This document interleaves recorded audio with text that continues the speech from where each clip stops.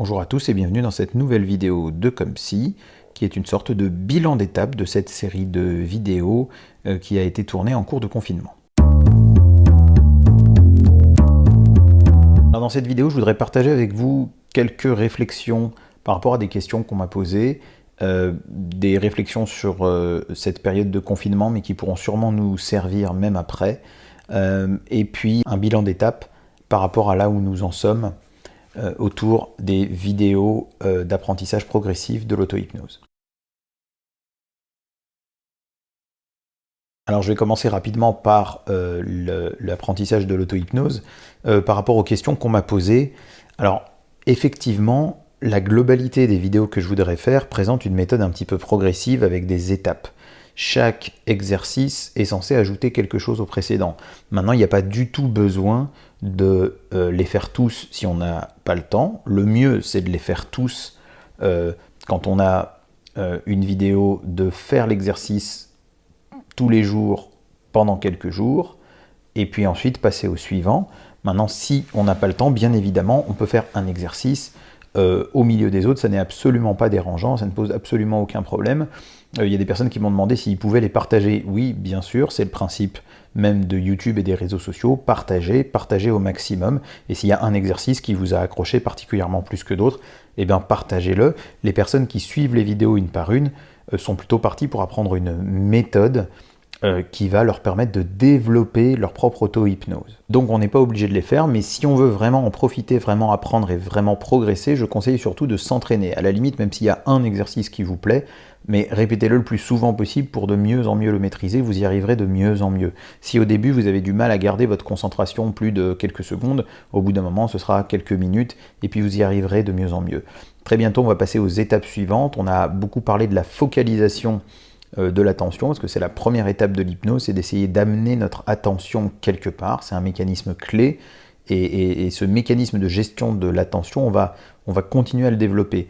Ensuite, on va apprendre à approfondir cet état, c'est-à-dire à le rendre plus intense, et ça, on commencera à voir quelque chose par rapport à ça dès la prochaine vidéo. On parlera aussi de la dissociation en hypnose, qui nous emmène un petit peu plus loin dans un phénomène hypnotique, c'est-à-dire qui nous éloigne du simple détournement d'attention, qui nous éloigne de la simple idée, je ne sais pas, de relâchement, de relaxation, de pause ou de méditation, en utilisant les phénomènes de dissociation, autant qu'on le peut du moins en auto-hypnose. Et puis ensuite, on s'intéressera au phénomène d'absorption dans l'hypnose, et plus on ira loin, et plus on pourra commencer à travailler des choses qui peuvent être importantes et intéressantes à travailler, comme nos émotions, qu'elles soient positives ou négatives, mais c'est surtout les émotions dites négatives, les émotions gênantes, la peur, la tristesse, la colère, l'inquiétude, qui vont être à apprendre à appréhender, et puis des problématiques spécifiques comme par rapport au sommeil, etc. Donc on est dans une démarche progressive. Continuez, accrochez-vous, entraînez-vous, et vous verrez bientôt vraiment des résultats, des conséquences positives pour vos vies. On m'a posé des questions sur des choses que j'avais dit sur le cours du confinement, et notamment la question de garder des rythmes et des rituels. Je pense que c'est très important qu'on essaye pendant ce confinement de ne pas totalement se désadapter du monde réel. On est de facto un peu désadapté, il y a des choses qui changent beaucoup, mais je crois qu'il faut qu'on garde le maximum d'adaptation au monde réel, et même en restant chez nous, un des outils vraiment utile, c'est de continuer à avoir un rythme. Alors évidemment, sans forcément se lever aux aurores comme d'habitude, sans forcément avoir les rituels totalement identiques et plaqués. Malgré ça, il me semble qu'il faut quand même tenter d'avoir un rythme et tenter d'avoir des rituels. Par exemple, en termes de garder le rythme, c'est bien de se donner des horaires. Même pour ceux qui télétravaillent et qui ont des horaires un petit peu plus libres, un petit peu plus souples que d'habitude, ça paraît quand même intéressant qu'ils se donnent une idée de l'heure à laquelle ils vont se mettre au travail et de l'heure à laquelle ils vont interrompre leur travail. Ça paraît intéressant aussi qu'ils se mettent en condition, comme à leur habitude, par exemple, de se lever, de se laver, s'habiller, se raser, se maquiller, se coiffer, etc. Les choses que l'on fait habituellement, de continuer à les garder pour se mettre dans des conditions qui ne nous désadaptent pas du monde réel. Par ailleurs, il y a une importance à donner au rituel. C'est-à-dire que nous avons au quotidien, quand nous avons notre vie ordinaire, nous avons tout un tas de rituels qui nous permettent de marquer ces rythmes. Ne serait-ce que prendre les transports fait partie d'un rituel qui sépare les espaces entre la maison et le travail, par exemple, et qui sépare le temps. Et je pense qu'il faut garder des rituels qui séparent le temps, à défaut de séparer l'espace, puisque au niveau de l'espace, on est toujours dans la même maison. Par contre, on peut séparer le temps. Et par exemple, d'avoir un rituel après le travail, le moment où on se dit, tiens, là j'arrête de travailler, c'est la fin de la journée, et de faire quelque chose entre la fin du travail et le début de notre soirée. Ça peut être boire un thé, ça peut être ouvrir la fenêtre et respirer, je sais pas, et quelque chose qui permet de marquer la séparation, des choses qui permettent de marquer les pauses. On a déjà parlé de l'importance des pauses, et donc je recommande vivement de faire des séparations temporelles à défaut de pouvoir faire des séparations spatiales. Je pense que dans une prochaine vidéo, disons après encore quelques séances d'auto-hypnose, je reviendrai sur la question relationnelle et de la promiscuité et du fait d'être enfermé toujours avec les mêmes personnes et des tensions que ça peut éventuellement créer, et on aura sûrement l'occasion de discuter d'aspects relationnels et de la manière qu'on peut avoir de gérer nos relations et nos enfants aussi. Mais aujourd'hui, dans cette vidéo, je voulais insister sur ces aspects-là parce qu'ils me paraissent essentiels. Je pense que beaucoup de gens se souhaitent aux uns et aux autres du courage. J'aurais envie de vous souhaiter de la concentration, de la focalisation et du calme. C'est-à-dire les choses qui vont vous permettre de rester bien au clair, les yeux bien ouverts, les choses qui vont vous permettre d'éviter de céder à la tentation de la panique, et de rester focalisé et concentré. Ça va demander peut-être plus d'efforts, peut-être un peu plus d'attention que d'habitude, mais je pense que c'est important de faire cet effort, de conserver ou d'inventer des rituels qui marquent notre quotidien. Pourquoi ? Je l'ai dit déjà, pour ne pas se désadapter du monde réel, mais aussi parce que je crois que cette pandémie nous a placés face à des rituels qui s'épuisent.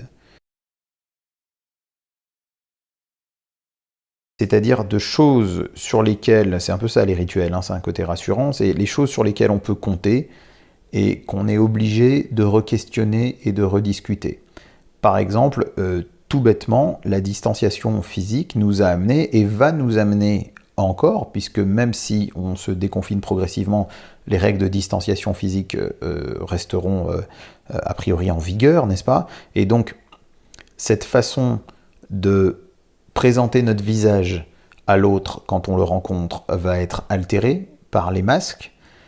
Cette façon d'entrer en lien en se serrant la main, qui est un rituel social très très très fréquent. Cette façon aussi, parce que se serrer la main ne sert pas qu'à se dire bonjour, ça sert aussi à se féliciter, à conclure quelque chose. Vous concluez une affaire, vous serrez la main avec la personne. Et puis les gestes qui montrent aussi le rapprochement social avec les gens qui sont un peu plus proches, comme s'embrasser, se faire la bise.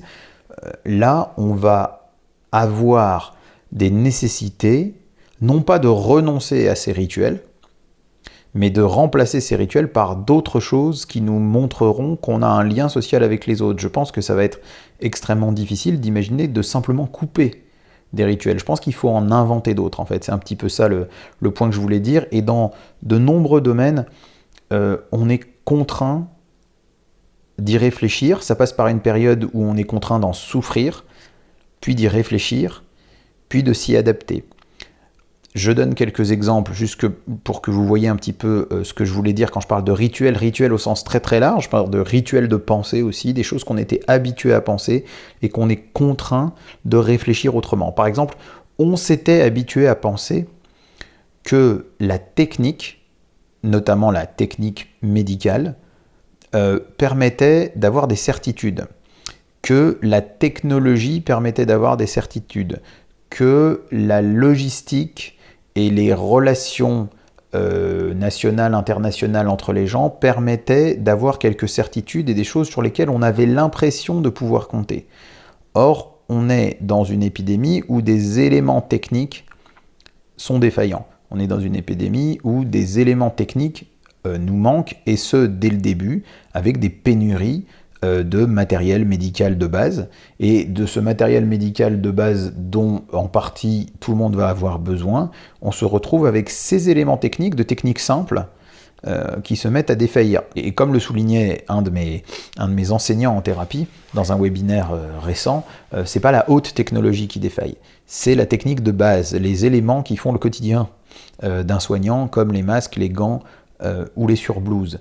Et c'est pas la haute technologie, dans le sens où, au contraire, on n'a jamais vu, pour ceux qui s'intéressent au monde des sciences, on n'a jamais vu les chercheurs avancer à une telle vitesse, se donner la main virtuellement à une telle vitesse, communiquer et faire des progrès dans une sorte de mondialisation des connaissances qu'Internet rend possible de façon absolument extraordinaire. D'autres rituels de pensée qu'on s'était mis à avoir étaient autour, alors j'ai parlé de la technique, et puis ça va avec, autour de ce qu'on s'était mis à penser de la science.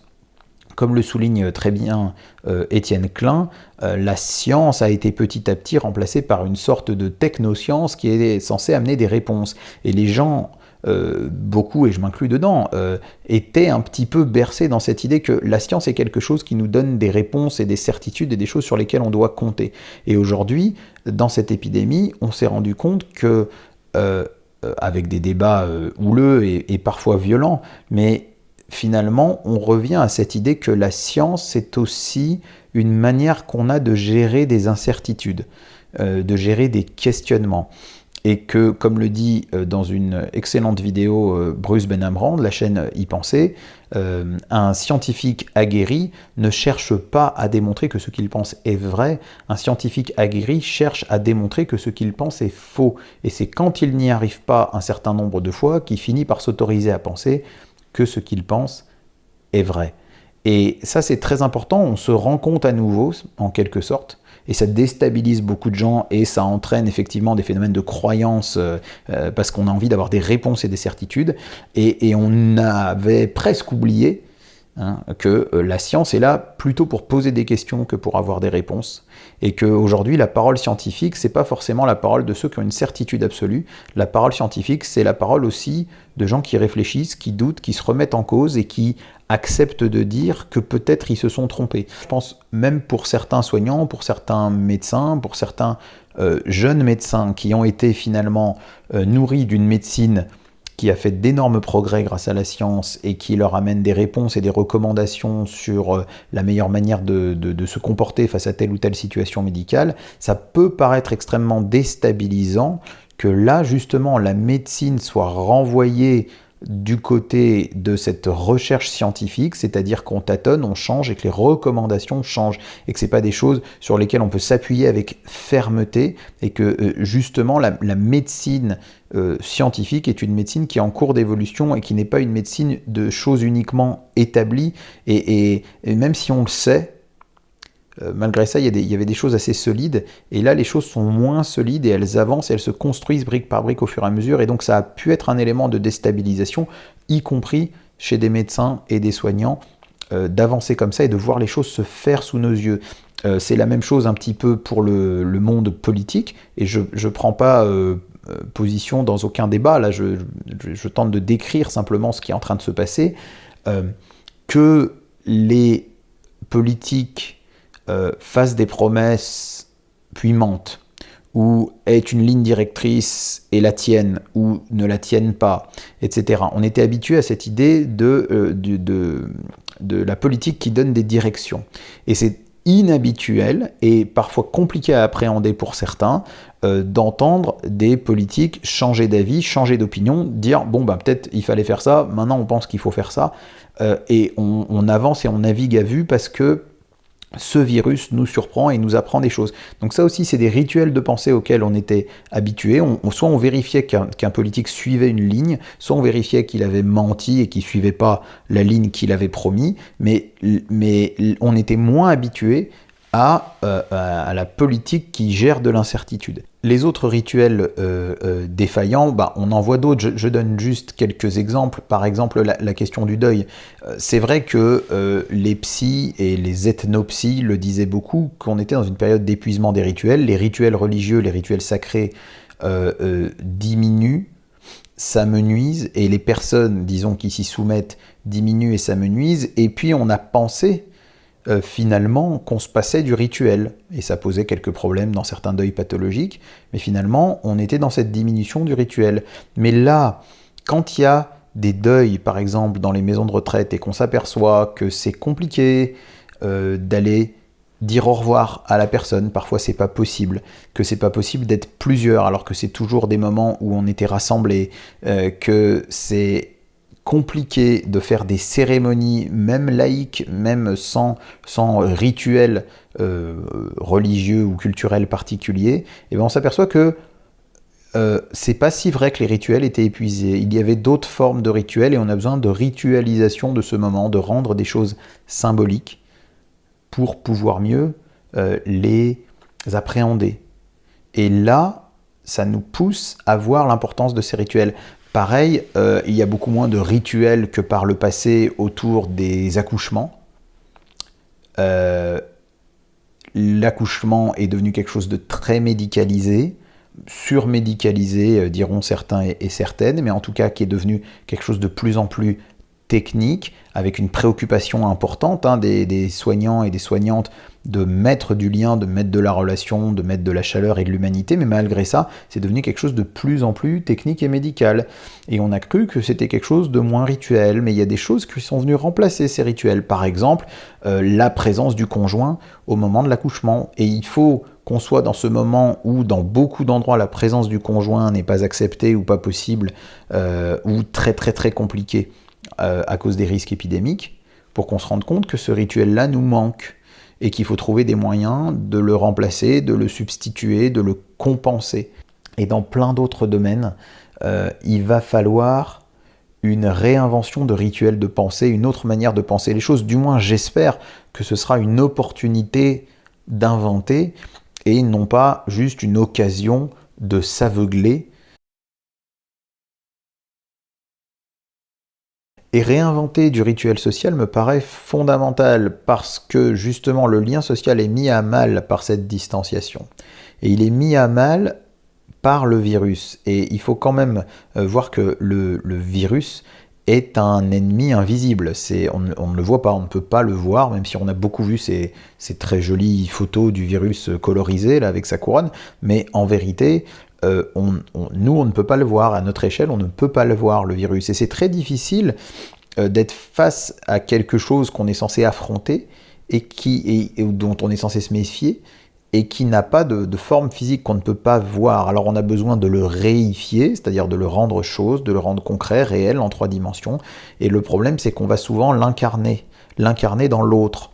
L'autre devient le virus, l'autre devient le danger, et les gens commencent à se regarder les uns les autres avec tiens, mais est-ce qu'il se met pas en danger ou est-ce qu'il me met pas en danger? Et il y a des choses très déstabilisantes qui arrivent, notamment autour des enfants, les personnes qui font sortir un petit peu leurs enfants autour de leur pâté de maison ou juste en bas de leur immeuble pour s'aérer, et qui remontent, s'aperçoivent et le disent que les gens se méfient des enfants. Et ça, c'est très nouveau quand même, que les gens se méfient des enfants, alors que justement les enfants sont la plupart du temps des êtres dont on a priori pas trop peur, dont on s'approche facilement, mais comme on a beaucoup entendu au début qu'ils étaient très très vecteurs de la maladie, eh bien on fait un détour face aux enfants, c'est très déstabilisant pour eux. Et tout ça pour dire que ça a beaucoup changé nos relations sociales, les uns aux autres, et que c'est peut-être l'occasion de réinventer du rituel social et de réinventer d'autres manières d'entrer en relation avec l'autre. Du moins, espérons que ce soit des opportunités pour inventer plutôt qu'une nouvelle occasion de s'aveugler ou de régresser ou de reculer. Et puis je termine cette vidéo en redisant quelque chose que j'avais déjà dit au tout début, qui ne fait que se confirmer. C'est pas une période simple, c'est difficile. Beaucoup plus difficile pour certains que pour d'autres, mais difficile quand même. C'est une épreuve, c'est compliqué, et je crois qu'il ne faut pas être dans la fausse réassurance. Il ne faut pas passer notre temps à se convaincre que tout est bien, tout va bien pour le mieux dans le meilleur des mondes. Non, c'est pas facile et je pense qu'il faut accepter et admettre qu'il y a une difficulté à vivre ce moment et que commencer par accepter et admettre que ce n'est pas simple, c'est la première étape pour avancer dans la direction de ce qu'on appelle la résilience et notre capacité à s'en remettre. Il faut accepter de voir les différents côtés de la pièce. Il y a des choses qu'on perd, il y a des choses qu'on découvre. Il y a des choses qui changent, puis il y a des choses qui ne changent pas. Il y a des choses qui nous éloignent les uns des autres, il y a des choses qui nous relient les uns aux autres. J'ai bien aimé l'image que donne Edouard Baird dans sa dernière vidéo, très, très jolie, très émouvante, en disant que là, si on ouvre la fenêtre, si on regarde dehors, ce qu'on voit, c'est le ciel, c'est le printemps. Et qu'on soit dans une chambre de 2 mètres carrés, qu'on soit dans la chambre d'un prince, c'est le même printemps pour tous, qui nous relie les uns aux autres. Et ce sera, dans les mémoires de tous, un drôle de printemps, ce printemps 2020, que nous avons vécu à la fois éloignés les uns des autres, et à la fois tous ensemble. Quand nous sortirons de tout ça, ce sera un peu la même chose, et ce sera en même temps différent. On aura été frappé, on aura été groggy, et on sera quand même résilient, et on sera quand même vivant. On sera peut-être masqué, on sera peut-être distant, on sera peut-être bizarre, mais on sera vivant. Et même s'il y a des choses qui ne changeront pas, je ne peux pas m'empêcher de me dire que plus rien ne sera tout à fait comme si...